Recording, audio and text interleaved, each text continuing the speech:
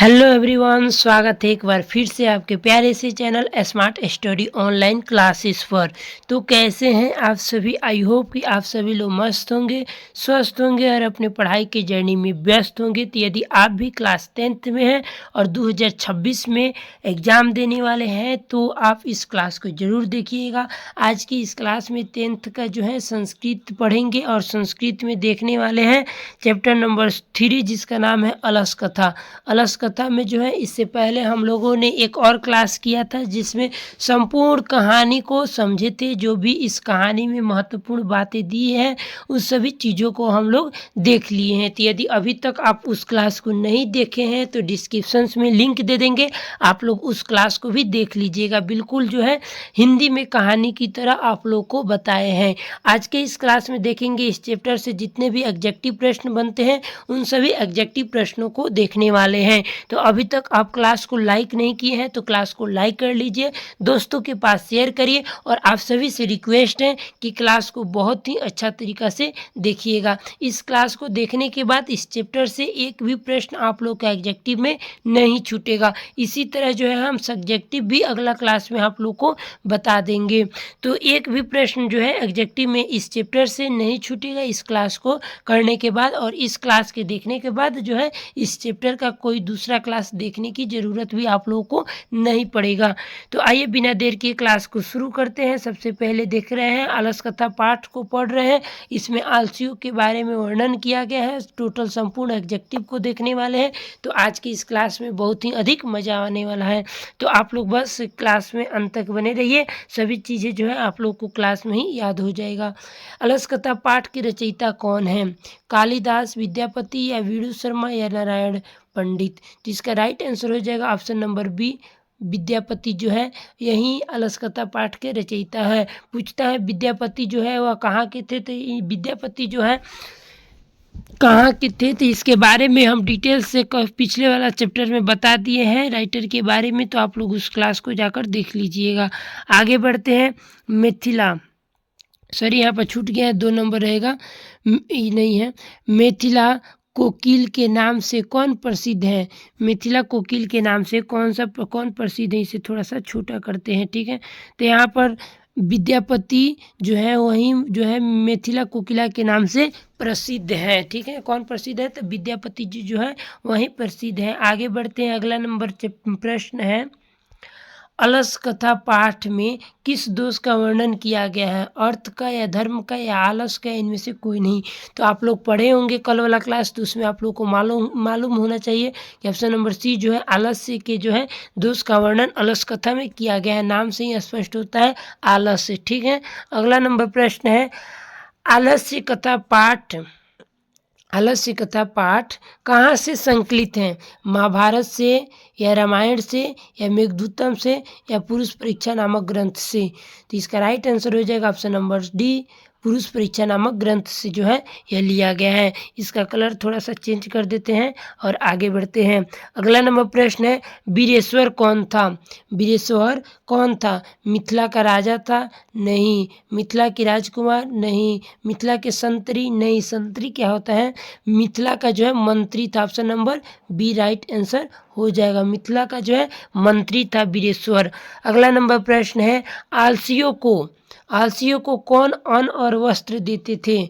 बुद्धवीर देते थे? नहीं। कर्मवीर देते थे? नहीं। धर्मवीर? नहीं। वीरेश्वर जो था वह जो आलसियों को फ्री में वस्त्र और भोजन देता था, ठीक है। अगला नंबर प्रश्न है आलसियों को प्रतिदिन भोजन कौन देते थे?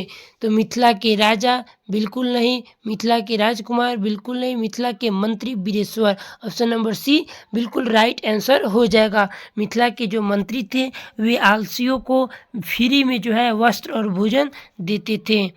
आगे बढ़ेंगे। वास्तविक आलसियों की संख्या कितनी थी? तो वास्तविक आलसियों की संख्या 5 नहीं, 6 नहीं, 4 बिल्कुल राइट, ऑप्शन नंबर सी है राइट आंसर हो जाएगा।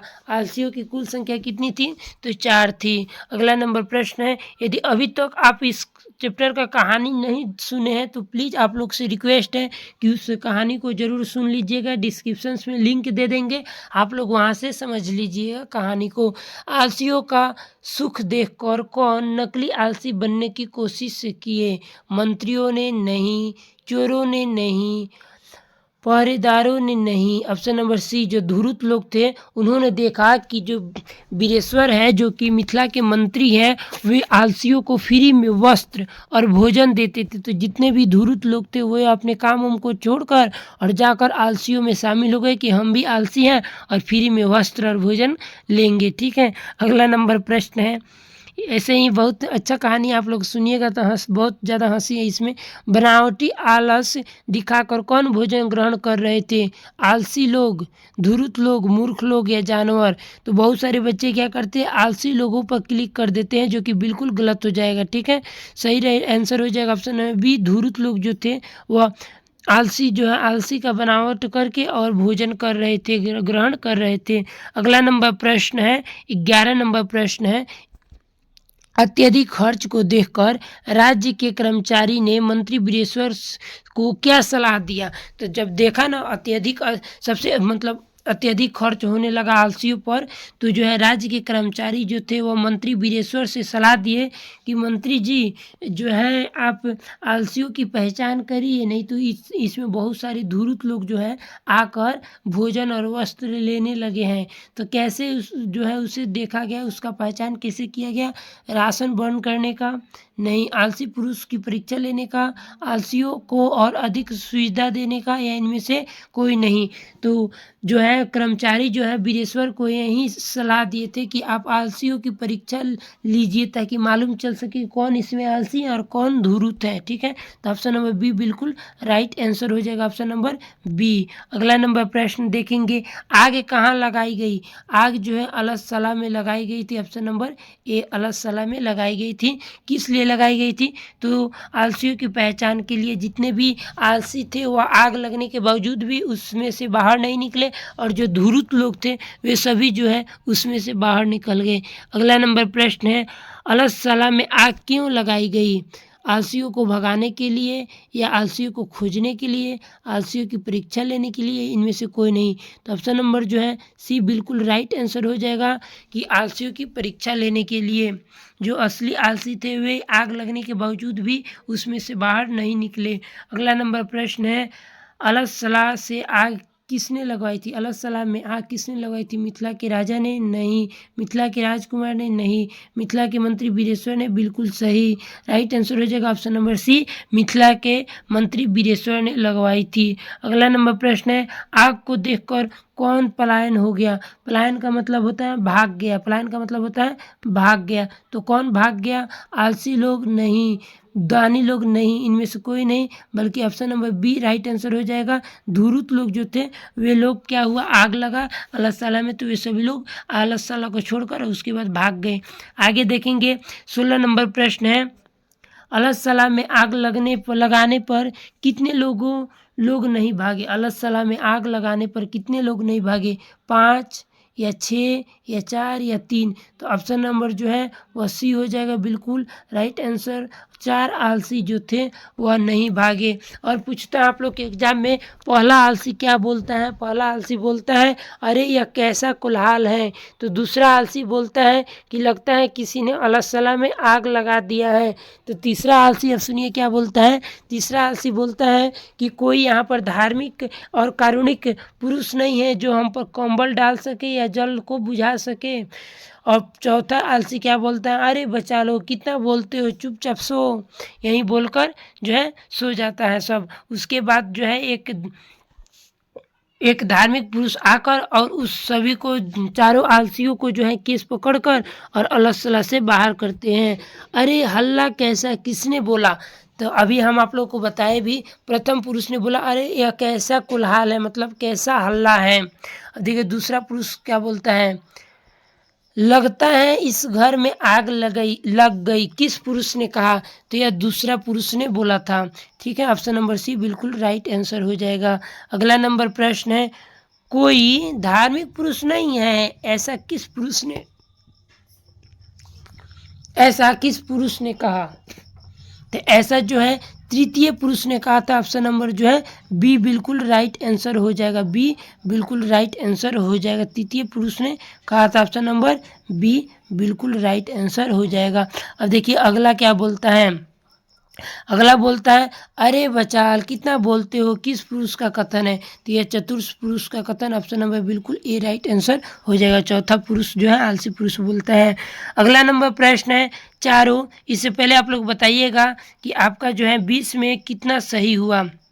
आप लोगों का 20 में कितना सही हुआ। उम्मीद है कि आप सभी का 20 में 20 हुआ होगा।